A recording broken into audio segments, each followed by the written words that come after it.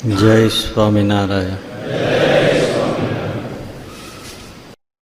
અમેરિકામાં વિવેકાનંદજી ગયા હતા, રોકફેલરને મળવા આવ્યા. મને કઈ શાંતિ નથી, બધે બહુ આમ થાય છે, અજંપો થાય છે, બેચેની રહે છે, ટ્રાન્કિલાઇઝર લેવા પડે, બળાણ લેવું પડે છે. વિવેકાનંદજી કે દ્રષ્ટિ બદલો, જીવન બદલો. શું કરવાનું? પૈસો બહુ ભેળો કર્યો છે, પરમાત્મા વાપરો, શાંતિ થઈ જશે. એટલે દ્રષ્ટિ બદલી રોકફેલર ફાઉન્ડેશન ચાલે છે ને આજે, તો એ માણસને થોડા દિવસમાં શાંતિ મળે. એટલે લોભિયાને ઉદાર કરે. આપણે ઘણા એવા પ્રસંગો જોયા છે, એક પાય કોઈને આપે નહીં, એ સત્સંગ સાંભળી સાંભળીને લાખો રૂપિયાનું દાન કરતા થઈ જાય, દ્રષ્ટિ બદલી જાય. બોલો. અને ઘણા એવાય હોય, લાખો રૂપિયા હોય તો એ ક્યાંય પૈસું વાપરે જ નહીં, ગમે એટલું સાંભળે ને પૈસો છૂટે જ નહીં.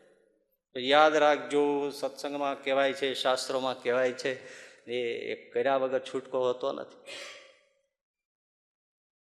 આ બધું આવું છે ને, થોડા સંકોચ થાય, પણ આ તો એક વાત જ એવી છે, એટલે કહ્યા વગર ચાલે. હનુમાનજીને વિભીષણ એમ કહ્યું કે મહારાજ, મારા પર રામ ક્યારે કૃપા કરશે, મને ક્યારે પ્રેમ કરશે?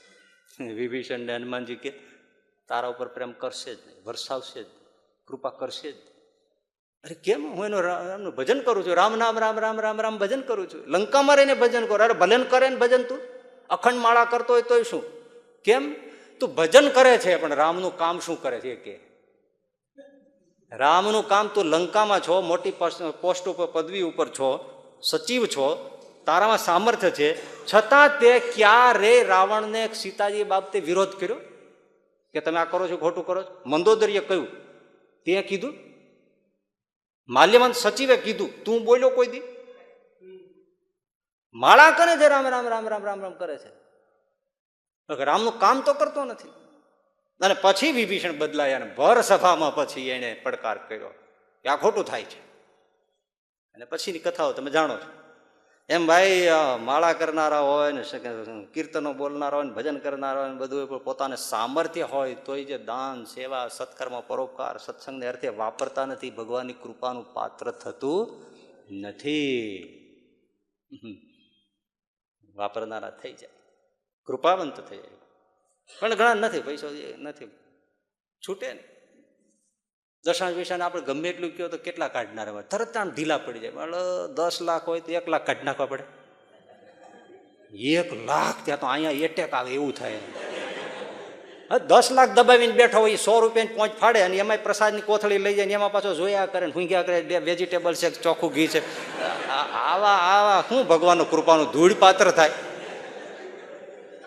ભગવાનને અર્થે સત્સંગને જેમ ઘા કરી દેતો હોય એવા ઇતિહાસમાં દાદા ખાચરના નામ લખાણા. આને કોણ યાદ કરે? હડેલા મૂળિયાને. હે, ઉદાર દિલને યાદ કરે એવા રાજા મહારાજાને યાદ કરનારા છે બધા પ્રજાઓમાં.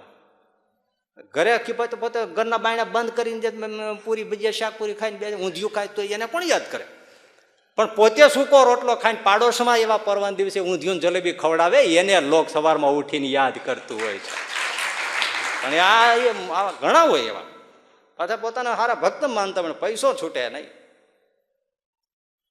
પૈસો આપ્યો છે શેના માટે? સત્સંગની, ભગવાનની, પરોપકારની સેવા માટે.